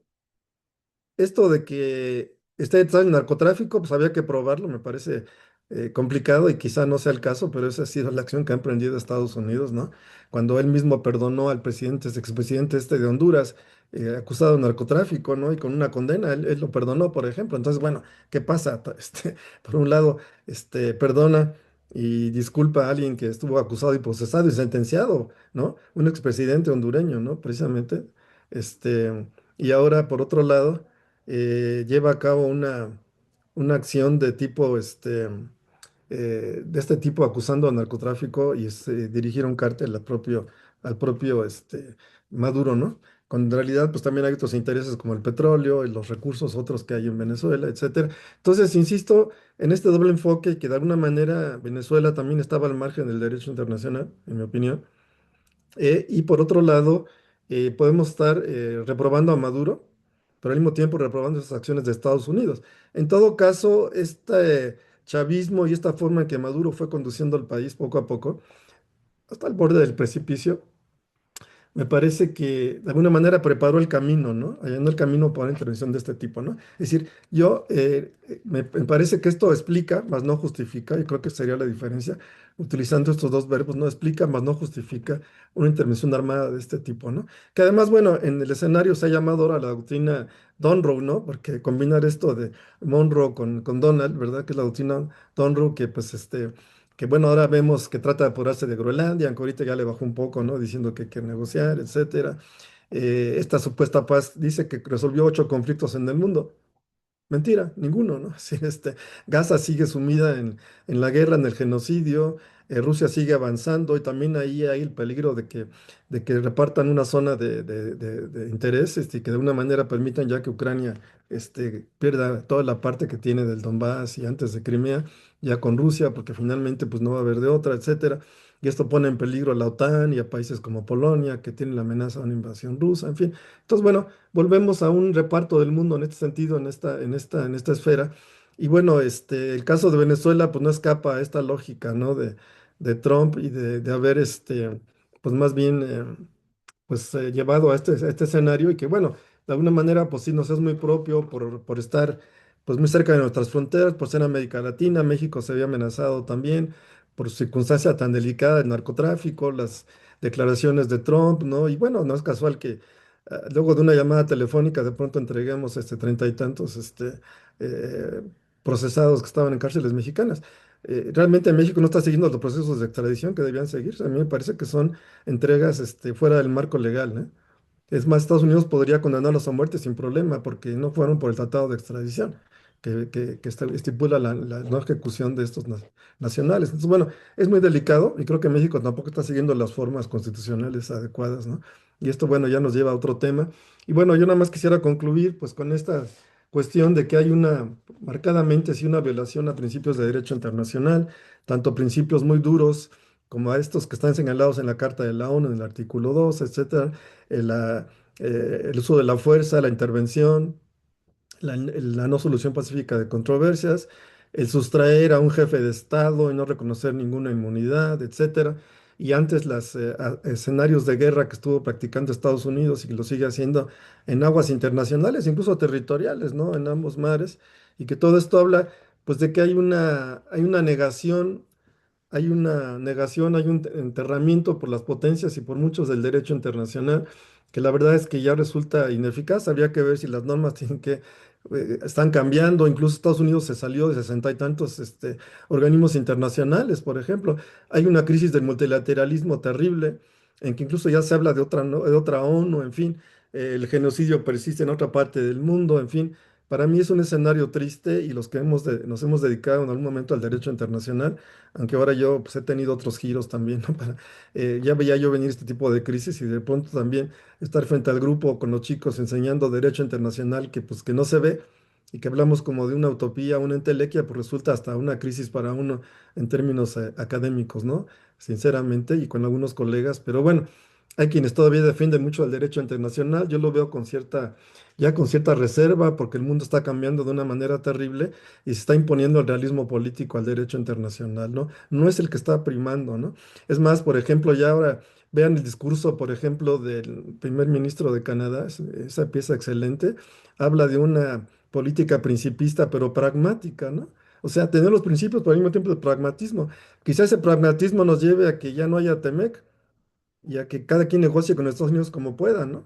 Porque además, pues ya Trump lo está como pateando y Canadá ya ni lo ve, ¿no? En fin, bueno, yo dejaría hasta aquí, pues ya no sé si yo agoté mi tiempo, ya no hay quizá tiempo para algún intercambio con los colegas o algo, yo dispondría todavía de unos 5 o 10 minutos, no sé cuáles sean los tiempos, querida maestra Blanca, pero bueno, yo ya, pues ando un poco apurado, ¿no? Por el compromiso que ya tenía. Muchas gracias, doctor Juan Manuel Portilla. Pues ya tenemos algunas preguntas aquí. Procederíamos a hacer lo siguiente. Vamos a dar las preguntas en bloques para que pues nos permitan dar sus respuestas. Tenemos aquí de José López Hurtado, que les dice cordial saludo desde Colombia. Éxitos a todos los participantes en importante evento. Ojalá alguno de los expertos intervinientes planteara los casos de excepción al principio de no intervención. Estatuto de Roma, Convención de Viena, 1961. No sé si alguno de ustedes quisiera ampliar un poquito más en este tema. Bueno, Y sí, sí. ¿Ese sería el bloque o? Sí, sí. Ese sería el primer punto con el que empezaríamos. No sé cuál de ustedes quiera empezar. Si los tres quieren, tres, cuatro participantes quieren intervenir. con quién. Maestra, si me permite, porque como me tengo que retirar, si quisiera yo contestar. Eh, Adelante. bueno, hay un principio en la Carta de la ONU, ¿no? Que está en el artículo 2, en la fracción séptima, que bueno, si bien está la prohibición del uso de la fuerza en contra de la integridad territorial e independencia de los estados, esta solamente puede ejercerse la fuerza bajo una acción colectiva en el marco del capítulo séptimo de la Carta de Naciones Unidas, cuando estén en peligro la paz y seguridad internacionales. En ese caso, es lícito el uso de la fuerza bajo el derecho internacional. ¿Sí? Pero tiene que haber una resolución del Consejo de Seguridad, tiene que ser aprobado en esos términos, haber unanimidad. Se ha dado muy poco se ha dado en escasísimas circunstancias. Y por otro lado, también el artículo 51 de la Carta de la ONU marca el uso de la legítima defensa cuando hay una amenaza inminente, ¿verdad? Para la integridad territorial o alguna acción que ponga en peligro a los estados. En ese caso se permite el uso de la fuerza. Y yo agregaría otra más que forma parte de un derecho nacional más agregado, digamos, que es el uso de la fuerza por los pueblos coloniales o sometidos a dominación extranjera, como es el caso de Palestina o Gaza, que tienen todo el derecho de usar la fuerza contra Israel porque es una potencia ocupante, aunque no se les considere como Estado por todos, ¿no? Yo agregaría esa otra también, que es muy oportuna con lo que pasa ahora en Medio Oriente, ¿no? Por otro lado, el profesor cita la Convención de 61, entiendo que es la Convención de Viena sobre Relaciones Diplomáticas, que marca la inmunidad para los agentes diplomáticos, que se deriva de la inmunidad también pues, del Estado, ¿no? Pero que de alguna manera no alude a los jefes de Estado como tales, pero dentro del derecho internacional general consuetudinario se considera la inmunidad de jurisdicción, la inmunidad soberana de los jefes de Estado, ya lo señaló la Corte en el caso de Herodia, ¿no? Por otro lado, sí, ya se cita el profesor de Colombia de manera acertada, cita el Estatuto de Roma, del cual forma parte México y gran parte de los países, no así Estados Unidos, ni Rusia, ni China, ni Israel, por ejemplo, por señalar los más eh, connotados en este sentido. Tiene una disposición donde dice que la inmunidad de jurisdicción no aplica, no hay ninguna inmunidad de jurisdicción para los jefes de Estado o gobierno o funcionarios. Es decir, en casos de crímenes internacionales, como genocidio, crímenes de guerra o de lesa humanidad, en sus distintas fracciones, digamos, ahí no aplica la inmunidad soberana. Por eso es que, no obstante ser Netanyahu un jefe de gobierno, no de Estado, porque en Israel hay un presidente, ¿no? Pero pues es el que manda. O Putin en Rusia, eso no ha sido obstáculo para que hayan sido procesados y en ausencia, ¿no? Y tengan un orden de aprehensión incluso dictada por la Corte Penal Internacional, ¿no? Cosa que no aconteció con Maduro, ¿no? Hay que aclarar, ¿no? Pero que en esta circunstancia, ahí ya no es la excepción que hay en el derecho penal internacional, es la excepción que hay a la inmunidad de los jefes de Estado, ¿no? Yo creo que, no sé si, creo que con eso respondería a nuestro colega de Colombia. Muchas gracias. No sé si alguna de nuestras ponentes quiera ampliar o pasamos a las siguientes preguntas. Creo que Sí, pasamos a la bueno, yo, siguiente. Bueno, aquí voy a leerles dos preguntas que están estrechamente relacionadas. Nos hacen la primera. ¿Qué recursos legales a nivel internacional puede utilizar Venezuela para demandar por las acciones del gobierno de Estados Unidos y evitar otras intervenciones para capturar a otros miembros del actual gobierno? Esta se relaciona con la siguiente. ¿Qué recursos legales internos pueden ligar Venezuela a cualquier otro país que tenga este tipo de intervenciones al derecho internacional para hacer valer su soberanía y seguridad nacional? Eh, Le damos la palabra al doctor Juan Manuel Portilla, continuamos con la maestra Josefina y posteriormente la maestra Lucero. Adelante, doctor. Sí. Bueno, yo me permitiría responder esta y con eso me estaría despidiendo. Les pido verdaderamente una sentida disculpa porque tengo que incorporarme a mi curso de profesores. Si no, la de GAPA me va a sancionar. Los tengo que esperando en el MIT allá, pero les pido de antemano, por favor, una disculpa y nada más contestaría esta, y gracias por la oportunidad en tiempo que me da la maestra, ¿no? Muchas gracias, Bueno, doctor. tendría un recurso, vamos a ver, por ejemplo, Nicaragua cuando tuvo Nicaragua no sufrió una invasión directa de Estados Unidos, sufrió una invasión indirecta por vía de los contras, aunque Marines de Estados Unidos bloquearon y pusieron minas en puertos de Nicaragua, llevaron a cabo actos de sabotaje, etcétera, ¿no? Toda esta parte incluso del Irán Contras y demás. Y por otro lado, pues sí estuvo alimentando a los contras a través de, sobre todo de Honduras, etcétera. Fue un uso de la fuerza indirecto que incluso, ¿qué hizo Nicaragua? Demandó a Estados Unidos en la Corte Internacional de Justicia. La Corte Internacional de Justicia le concedió la razón a Nicaragua, ¿no? Reconoció que había violaciones a la Carta de la ONU, a estos principios de no intervención, y aparte hay una resolución de la Asamblea General en 7 fracciones donde define actos de agresión. Entre ellos, actos de agresión es valerse de terceros, por ejemplo, para llevar a cabo incursiones armadas o armar a milicias, etcétera, o minar puertos, cosas que hizo Nicaragua, que hizo Estados Unidos en Nicaragua, aunque no haya desembarcado una sola tropa, ¿no? Bueno, entonces Venezuela tendría el recurso de demandar en la Corte Nacional de Justicia, pero ¿qué pasa? Sucedió como con Nicaragua. La Corte Nacional de Justicia no puede ejecutar por sí misma sus sentencias, tiene que hacerlo el Consejo de Seguridad. Y cuando llegó al Consejo de Seguridad, pues en Estados Unidos pues lo vetó. Y aparte también lo vetaba el Reino Unido o Francia, ¿no? Entonces ahí pues se vuelve juez y parte, ¿no? Entonces así funciona el sistema. Venezuela no va a hacer ninguna acción porque esta señora Delcy Rodríguez está de la mano ahora de Trump. No va a emprender ninguna acción, ninguna.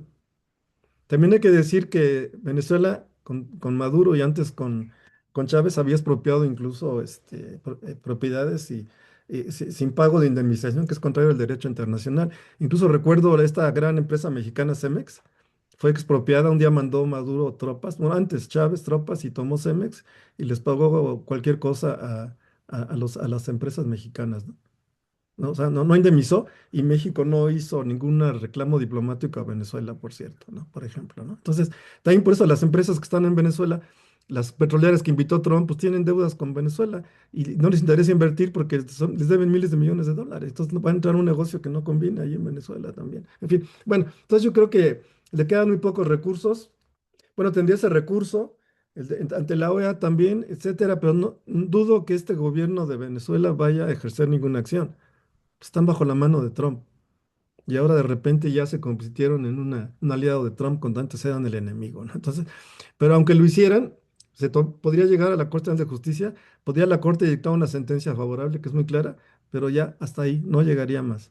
Entonces, ahí tenemos también muchas limitaciones del derecho internacional y este tipo de recursos, pues no tienen ningún sentido.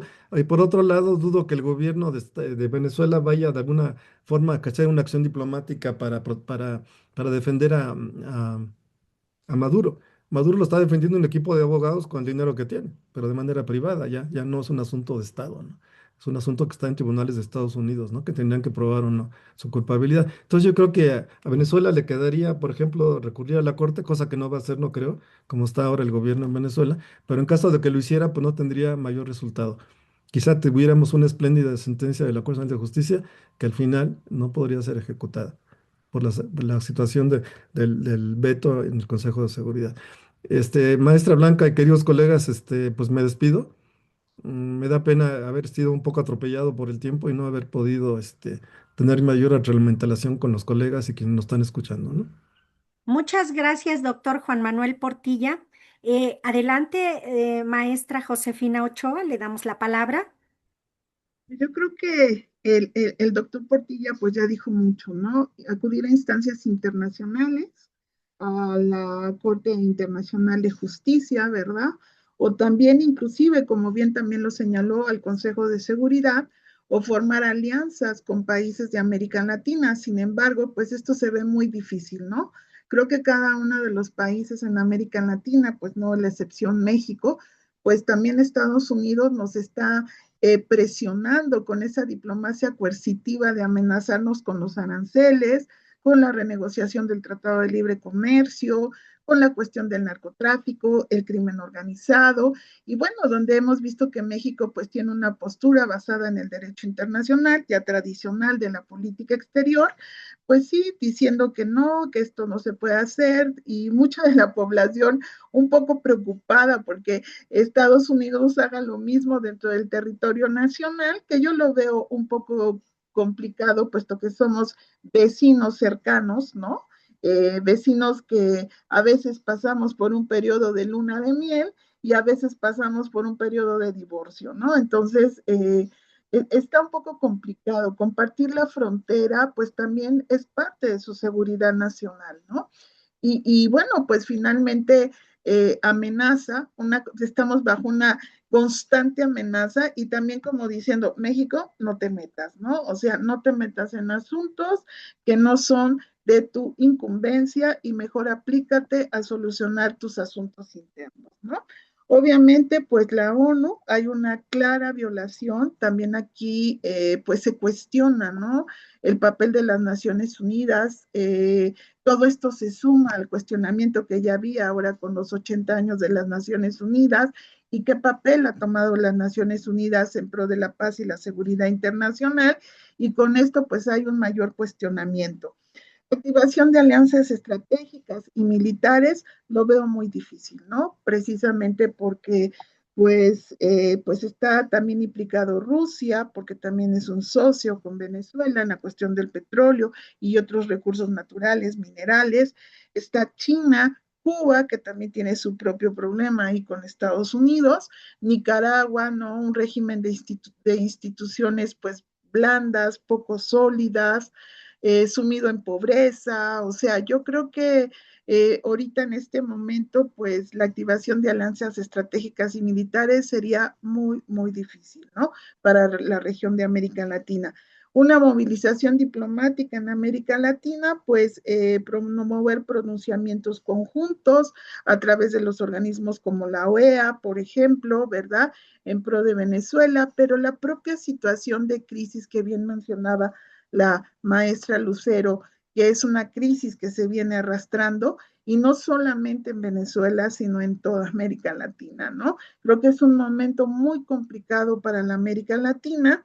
Invocación del derecho internacional, pues creo que este es un foro donde estamos invocando el derecho internacional y estamos, bueno, pues viendo la validez de este derecho, ¿verdad? Tratando de que no muera en el olvido o pidiendo que este derecho se actualice y haya reformas al derecho internacional ante nuevos casos y contextos de la realidad en la región y no solo en la región, a nivel mundial, ¿no? Y pues resistencia y movilización política, pues hasta ahorita, ¿verdad? Hemos visto una Venezuela que pues sí habla de los derechos humanos. Yo creo que todavía está en shock, ¿no? De esta intervención. Yo creo que a muchos, aunado pues a la pobreza que lamentablemente existe en Venezuela, a la desigualdad social, ¿no? Condiciones muy deplorables que inclusive muchos que no han viajado a Venezuela, pues inclusive ni se la imaginan, ¿no? Yo tengo familia venezolana que tuvo que salir ahora sí que con 5 maletas y llegar a México con ninguna maleta, ¿no? Porque tuvieron que ir entregando sus pertenencias para poder salir de Venezuela. Entonces, creo que son realidades, lamentablemente, pues que cada uno de los países de América Latina están viviendo. Cada uno tenemos nuestras propias presiones con esta diplomacia coercitiva que muy fuertemente nos está lanzando este inquilino de la Casa Blanca, ¿no? Que nos da duro con todo y anda viendo cómo justificar su intervencionismo en la región, claro, ante intervencionismo de otras potencias, como fue el caso de Venezuela, donde pues estaba muy claramente metido Rusia, China, ¿no? Israel. Entonces yo creo que sería una situación, como bien señaló el doctor Portilla, pues yo creo que Venezuela ha acudido mejor a la negociación y a la cooperación, ¿no? Más que a algún enfrentamiento directo. Gracias. Muchas gracias. Adelante, maestra Lucero. Muchísimas gracias. Sí, voy a ser muy concreta porque pues ya básicamente dieron respuesta a la pregunta y estoy totalmente de acuerdo con las dos intervenciones, pero antes de esto me gustaría simplemente complementar la respuesta a la primera pregunta. Sí, existen esas excepciones que pudo haber invocado en algún momento, que puede haber invocado, que puede invocar, perdón, Estados Unidos. Sin embargo, también hay que dejar claro que no se cumplieron los procedimientos específicos como para que justamente se lleven a cabo, es decir, quedan totalmente inoperantes, inaplicables, porque no se configura como tal. Es más, el argumento mismo ni siquiera va en el sentido de una intervención con el afán de proteger a la población, sino fue directamente por un tema de narcoterrorismo y además con un discurso posterior de interés en el petróleo. No hay ni discursivamente ni jurídicamente algo que justifique la aplicación de estas excepciones propias que establece el derecho internacional público. En cuanto a la segunda pregunta, nuevamente, ¿no? En el papel del ser y el deber ser, en el plano del deber ser, vamos a esta cuestión utópica que sí tendría que haber sanciones, sí tendría que haber consecuencias, por supuesto, si lo que intentamos es defender la esencia misma del derecho internacional público, pero en el plano del ser es el mismo derecho internacional público quien limita, ¿no? A través del cómo está configurado, de cómo naturalmente y en esencia está establecido, pero está establecido justamente a partir de la posición política que los estados establecieron en el momento de configurar y crear instituciones diversas. Pero bueno, en ese mismo escenario del ser, que si tendríamos que contestar a la pregunta, como ya lo dijeron, pues sí tendríamos que recurrir a la Corte Internacional de Justicia, cuya facultad jurisdiccional está justamente el hacer valer los tratados internacionales, los principios básicos, el derecho internacional público, y aquí es claro, como hemos dicho, de principio a fin, que se transgredió el derecho internacional público dentro de ella, dentro de él, el derecho internacional humanitario, el derecho internacional de los derechos humanos, el derecho del mar, incluso lo mencionaba la doctora Josefina. Entonces es claro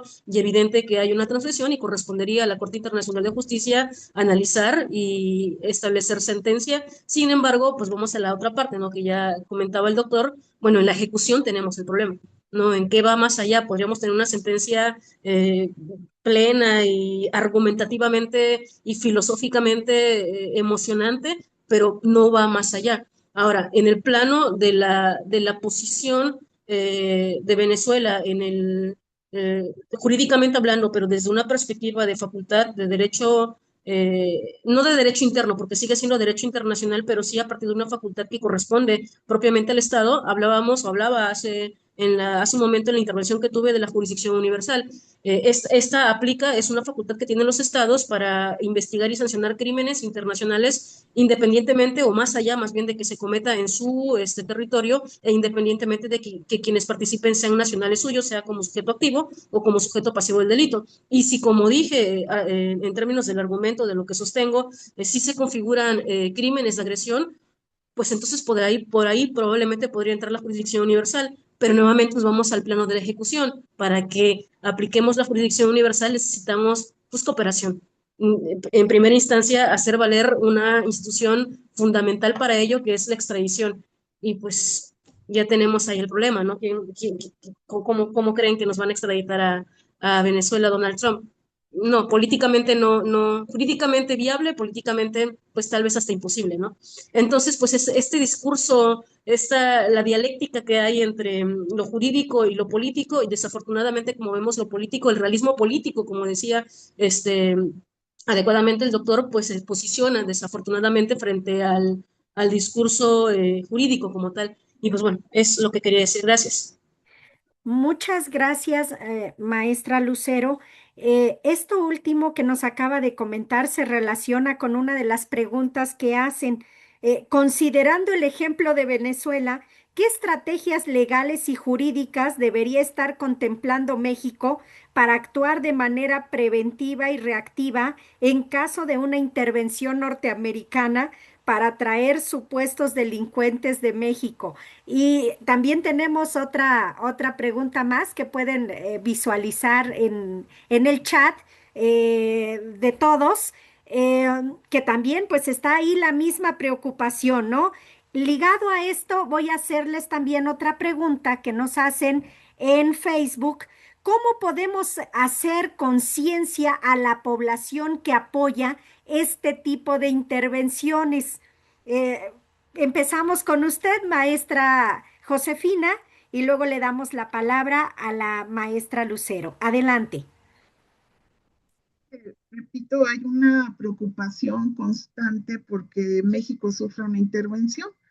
Pero bueno, pues tenemos diferentes tipos de intervenciones, ¿no? El estar presionando al gobierno mexicano a tomar ciertas decisiones, pues creo que ese es un tipo de intervención, como bien dice la maestra Lucero, ¿no? De lo jurídico a lo político, pues hay ahí como que una diferente interpretación, ¿no? Diferente interpretación.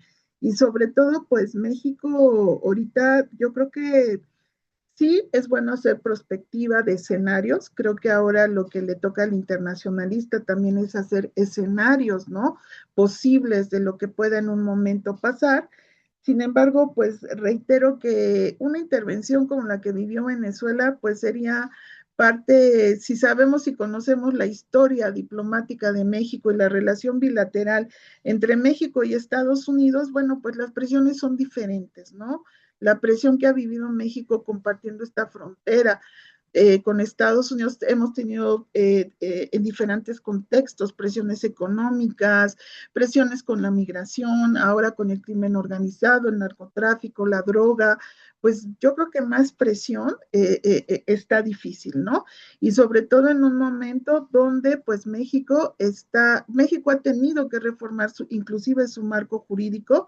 México le tuvo que entrar en el 86 al GATT, ¿no? Un organismo un acuerdo, este acuerdo de carácter económico. México tuvo que aprender a negociar tratados económicos de libre comercio, ¿no? Y todo esto, pues, por parte de de la presión internacional y sobre todo, ¿no? Esta parte de la presión de Estados Unidos hacia México. Entonces, yo creo que hoy en día, pues, tenemos que hacer escenarios, porque estamos viendo, y creo que esto es algo que aportó este foro, que prácticamente el derecho internacional, pues, se necesita renovar, como bien decía la maestra Lucero, un derecho que surge, ¿no? Y que también lo comentó el doctor Portilla, un derecho que surge ante otro contexto, ante otra realidad, que en ese momento era la Guerra Fría y que no se volviera a repetir, ¿no? Pues la Primera y la Segunda Guerra Mundial y donde empiezan a surgir pues todas estas ramas del derecho internacional que pues más que nada era para proteger aquellos espacios donde los estados no pueden ejercer su soberanía y que hoy esos espacios están tan cuestionables como por ejemplo el caso de Groenlandia, ¿no? Entonces, así como que pues el derecho internacional tiene que revivirse, ¿no? Tiene que reformarse el papel de las Naciones Unidas en este momento tan cuestionado también. La OEA, ¿dónde está la OEA? Creo que nadie ha visto qué pasa en la OEA. Y pues esta crisis, como bien decía el maestro Portilla, del multilateralismo, ¿no? Entonces yo creo que hay que aprender un poquito más de cooperación internacional, creo que hay que aprender un poco más de negociación internacional, pues para poder solucionar problemas tan complejos. Gracias. Muchas gracias. Adelante, maestra Lucero. Gracias. Voy a responderlo de la siguiente manera. Un soldado en cada hijo te dio. No es cierto, es broma.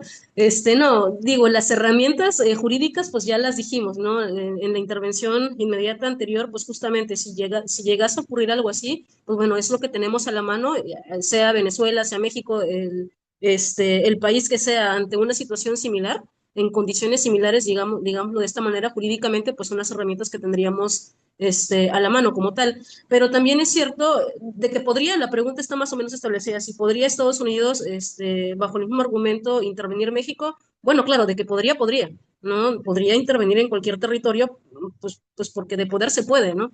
De deber, en el sentido literal de la responsabilidad y de las obligaciones que tenemos como Estados en el ámbito internacional, bueno, pues entonces no tendría que suceder, pero bueno, estamos discutiendo justamente porque, pues a pesar de que no se podría o no debería, pues estamos en una situación en la que sí se pudo en el plano del poder propiamente, ¿no? Puro y duro, como tal. Pero tenemos que pensar, y esto es mera suposición, mera expectativa, porque no sabremos si Estados Unidos tiene la intención real de intervenir hasta que pase. Pero sí podemos generar expectativa a partir de la relación bilateral que tenemos México-Estados Unidos. Y lo que no debemos de dejar de lado, como lo he dicho en otros foros a mis estudiantes es el nivel de interdependencia que tenemos como países. Obviamente aquí hablamos de una interdependencia compleja, simétrica, en el que nosotros como Estado, pues obviamente dependemos mucho más del poderío económico y político de los Estados Unidos, pero también es cierto que Estados Unidos necesita mucho de México. Entonces difícilmente se va a dar yo lo veo así, mi posicionamiento es que difícilmente tengamos una intervención en una situación similar como la que ocurre en Venezuela. Pero también es cierto, como dice la doctora Josefina, que intervencionismo de otro tipo pues ha estado presente. Recuerdo, y este ejemplo lo he utilizado en muchas ocasiones, porque además me parece un ejemplo patético del posicionamiento de México, pero real, que demuestra la realidad en la que estamos. No sé si recuerdan en la pandemia cuando se daba todo este tema de las restricciones en las fronteras, sobre pretexto de temas de salud, y que Estados Unidos implementó esta política migratoria del tercer país seguro. ¿Y qué dijo México? No vamos a ser el patio trasero de Estados Unidos. Nos posicionamos y en el discurso salió nuestro representante y no seremos patio trasero de los Estados Unidos. Lo siento, pero no vamos a prestarnos a esto. Por otro lado, teníamos las negociaciones del TEMEC en ese momento. Y Estados Unidos que dijo, no vas a ser mi patio trasero, bueno, pues entonces aquí paramos las negociaciones del TEMEC. Al siguiente día el discurso fue, bueno, no vamos a ser el patio trasero de los Estados Unidos, pero por razones humanitarias vamos a cooperar con Estados Unidos para ser el tercer país seguro. Entonces, en el discurso está esta cuestión de cómo Estados Unidos ha involucrado y relacionado con México. Entonces, de alguna manera, sí estamos bajo cierto límite o una esfera que no nos permite movernos, digamos, en términos propiamente de soberanía, de autonomía, porque dependemos de esta circunstancia, de la circunstancia particular de Estados Unidos y de otros tantos vínculos que tenemos a nivel internacional. Entonces, si pudiéramos llamarle a este intervencionismo desde un lenguaje coloquial, desde un lenguaje amplio, en un sentido amplio de la palabra, bueno, pues existe, pero si lo queremos analizar desde una perspectiva puntual, específica y crítica, como lo que acaba de acontecer, insisto, a mi parecer, difícilmente sucederá. Es más, incluso en la circunstancia misma de Venezuela, si Estados Unidos quisiera, si Donald Trump quisiera, hubiera ejecutado a Nicolás Maduro, pero no lo ha hecho, está siguiendo un procedimiento jurídico a partir de sus propias instituciones jurídicas, a partir de sus propias autoridades, ¿ok? Esto de alguna manera es una demostración de sí, intervine, pero aquí estoy tratando de cumplir en lo que respecta a mi propio ordenamiento jurídico. Entonces, eso también tenemos que leer, ¿no? Entre líneas, hacia dónde va, hacia dónde se dirige y el porqué de esas circunstancias. Gracias. Muchas gracias. No sé si quiera comentar algo más, maestro Carlos González, adelante. Tiene su micrófono apagado. No lo escuchamos, tiene el micrófono apagado. Ok, ya Listo. está. Simplemente acotar que simplemente a México le queda cooperar con Estados Unidos. ¿Por qué cooperar con ellos? Porque simplemente está la interrelación, necesidad de unos a otros. Y a los hechos me voy, ¿no? ¿Por qué impusimos aranceles a los chinos? Por presiones, por interés y por acciones de Estados Unidos. ¿Por qué abrimos negociaciones de comercio hacia los Estados Unidos, hacia la renegociación del tratado? Por necesidad de ambos. Entonces, lo único que nos queda hacer es diplomacia y cooperación, ya que, como lo dije en un principio, el derecho internacional tiene pata coja y no nos va a dar ninguna solución al respecto. Ahora bien, ¿quiénes hacen el derecho internacional? Son los mismos interlocutores, son los mismos estados. Y si el país grande decide violentarlo, pues el país chico sigue, no lo violenta, sí lo sigue. Entonces, para ellos no les aplica, para nosotros sí nos aplica. Y lo único que nos queda es cooperar en el plano latinoamericano, en el plano de relación económica, en el plano del multilateralismo, aunque, como ya bien se señaló, hay una crisis de, yo diría, inutilidad de los organismos internacionales. Se vuelven centros simplemente para marcar posicionamientos y no más, no va más allá. La Corte Internacional está bloqueada, el Tribunal Penal Internacional está bloqueado, no tiene reconocimiento por parte de Estados Unidos, no reconoce su jefatura. En fin, el derecho internacional, sí, como señalaba la profesora Ruiz, hay que reformarlo, pero ¿quiénes son los que lo van a reformar? Son los propios estados. Entonces, son 80 años y ya tiene este derecho internacional, hay que pensarle un poquito más cómo hacerlo más proactivo y la pata coja, como yo siempre les digo, no tiene coercitividad para unos, pero no para otros. ¿Sí? Gracias por permitirme intervenir. Muchas gracias. Vamos a cerrar esta mesa. Nos quedaron por ahí las preguntas de Facebook. Si tienen la oportunidad y pueden conectarse a la transmisión y quisieran contestar las preguntas, se les agradecerá mucho. Y bueno, pues les damos un minuto para a cada uno de los ponentes en orden de aparición para que cierren con alguna apreciación que tengan por último. Empezamos con el maestro Carlos. Adelante. Okay. Bien, yo concluiría esta plática, esta intervención en el sentido de que estamos en nuevos tiempos, estamos en una nueva situación. La primera fue la Segunda Guerra, la segunda fue la Guerra Fría, y ahora ya estamos en una etapa diferente, donde la aplicación del derecho internacional es difícil, está en una crisis, y eso nos ha llevado también a una crisis de los organismos internacionales en su actuación frente a este derecho internacional, que ya demostró que hoy día no tiene ese sustento coercitivo. Adelante. Gracias. Muchas gracias, maestro. Adelante, maestra Josefina. Bueno, pues yo para finalizar creo que esta intervención nos está obligando a replantear el papel primero de las Naciones Unidas y las demás instituciones, ¿verdad? Y bueno, del sistema internacional en su conjunto, no solo como árbitros formales de la legalidad, sino como guardianes efectivos de la dignidad humana, la paz y la justicia internacional. Gracias. Muchas gracias, maestra Josefina. Adelante, maestra Lucero. Sí, bueno, a mí me gustaría cerrar más bien con una invitación a los jóvenes, a los estudiantes, a quienes se están formando, ya sea como internacionalistas o como abogados o politólogos, ¿no? O economistas, incluso, bueno, a todos los que se están formando y que están aquí el día de hoy presentes.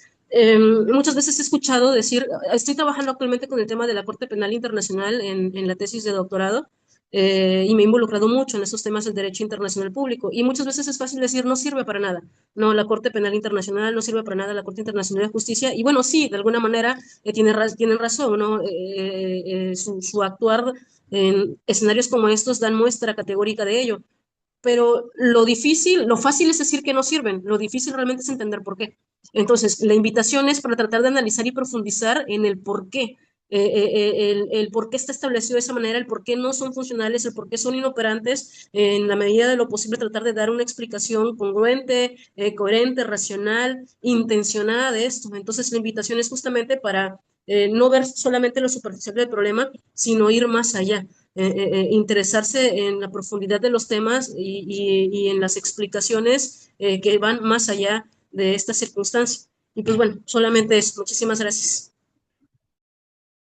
Muchas gracias. Pues les agradezco mucho, nuevamente agradezco mucho a la AMEI, a la presidenta de AMEI, la doctora Claudia Márquez Díaz, por estos espacios y pues no me resta más que agradecerles a nuestros ponentes por esta charla tan interesante, tan productiva que sin duda pues abona a este análisis de los asistentes, las asistentes a este foro. Y bueno, pues lo cerramos en este momento invitando a la siguiente mesa que empezará en unos minutos, mesa redonda, soberanía regional latinoamericana y después de Venezuela, ¿quién? Y bueno, pues les podrán hacer las preguntas que quieran a los ponentes. Ya tenemos aquí al doctor, perdón, al maestro Daniel Edgar Muñoz Torres, que será el encargado de moderar, perdón. Y pues en este momento cerramos la transmisión de esta mesa. Muchas gracias nuevamente a la MEI por este espacio. Hasta Muchas luego. gracias.